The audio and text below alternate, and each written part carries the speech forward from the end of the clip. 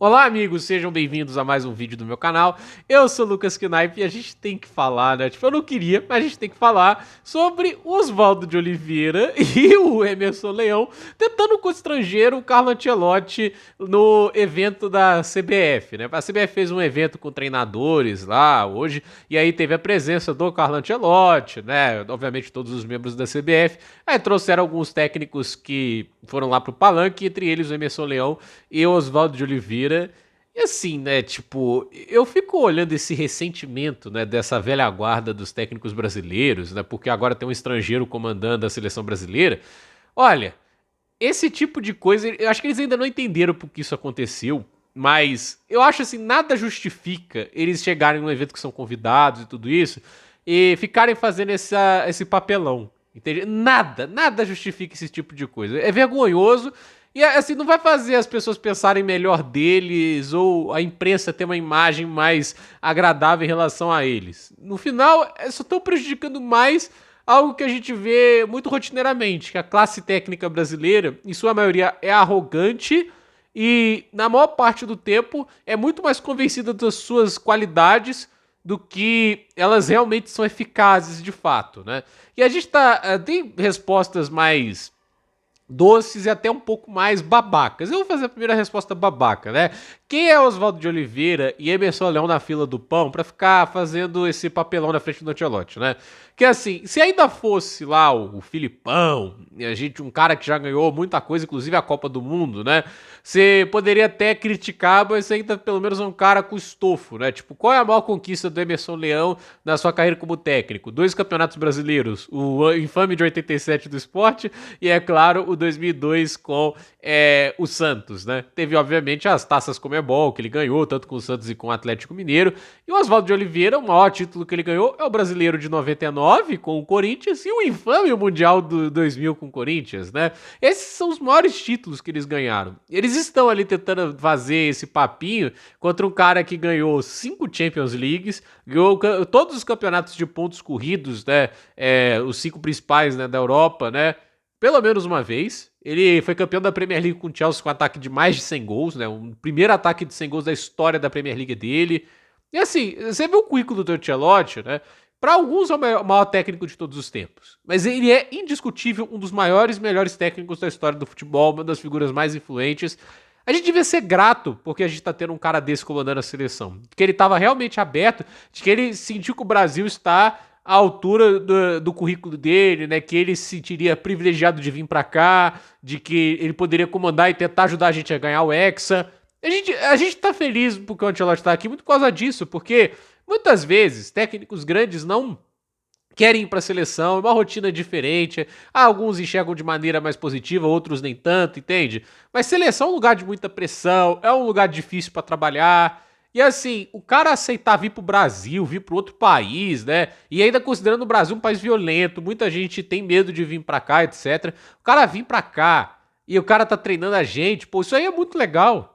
Mas assim, as pessoas não entendem qual é a razão do Ancelotti estar aqui. Por que o Ancelotti sai do futebol europeu pra cá? Por que a CBF confiou nele antes dos técnicos brasileiros, esses cidadãos, esses dinossauros, não entendem, né? Tipo, e parece assim uma coisa que eles vão tentar desmerecer ou diminuir esse título se ele vier, né? Porque pro Oswaldo de Oliveira falar, quando você ganhar a sua primeira Copa, que o próximo seja brasileiro.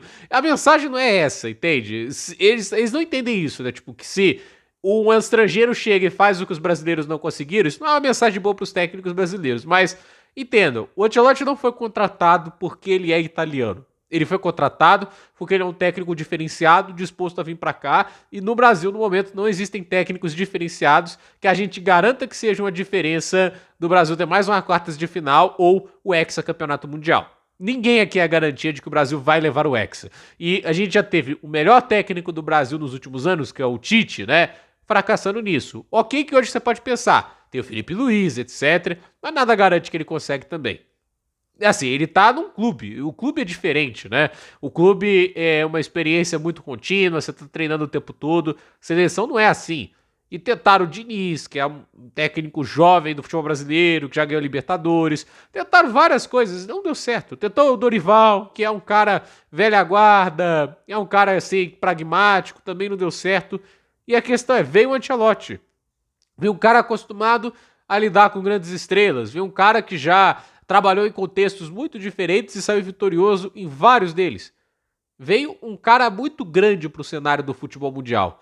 E essa é a questão. Mais do que o país, o Ancelotti representa vitória. O Ancelotti é um cara que, por onde passa, sempre deixa uma marca positiva. Alguns trabalhos, ok, você pode até falar que não foram bons. O trabalho da Napoli, o trabalho no Bayern acabou não sendo também o melhor do Ancelotti, mas a questão é um cara que não dá para negar. A história que ele tem no futebol é gigante e ele estar na seleção brasileira é um negócio massivo.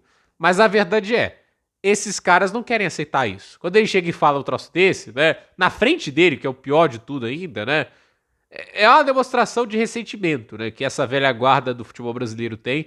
E a verdade é que, assim, não querem aceitar uma verdade nítida, né, de que é uma gente atrasada que não soube se modernizar aos tempos modernos do futebol. Eu acho que, assim, a Europa no futebol, um lugar que as pessoas não ficam tão presas ao passado. Tem seleções que ficam, foi o caso de Portugal, foi o caso da Inglaterra, né? Tipo, realmente não são delegações que souberam olhar pra frente, mas a verdade até o Southgate, o Fernando Santos ficaram muito tempo por lá. Mas a questão eles conseguem olhar a hora de seguir em frente. Eles conseguem olhar e falar, tá na hora de testar algo novo. A própria Inglaterra não teve vergonha de ir atrás de um técnico de fora, que é o caso do Thomas Tuchel. Hoje tem um alemão comandando a seleção da Inglaterra. Por quê? Quem é o grande técnico da Inglaterra hoje? O Graham Potter. Entende? Os grandes clubes da Inglaterra, quem são os técnicos, gente? Pep Guardiola no City, é um espanhol. Rubem Amorim no United, é um português. Enzo Maresca treinando ali o Chelsea, né? Acho que o Enzo Maresca é italiano. Aí você tem lá o Tottenham, tem o Thomas Frank, ele é dinamarquês. Apesar do nome Thomas Frank, ele é dinamarquês. Você vai olhando ali, tipo, o Arne Slot, não é inglês, entende?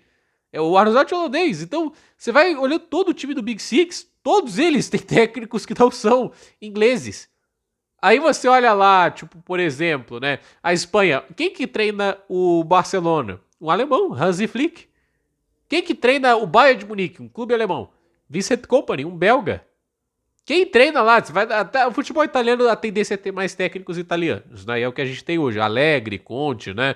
São os técnicos que estão ali comandando ali as principais equipes. Mas você vê que eles não são mentalidade fechada. Até lá, em algum momento, eles vão trazer um técnico de fora também, se for necessário.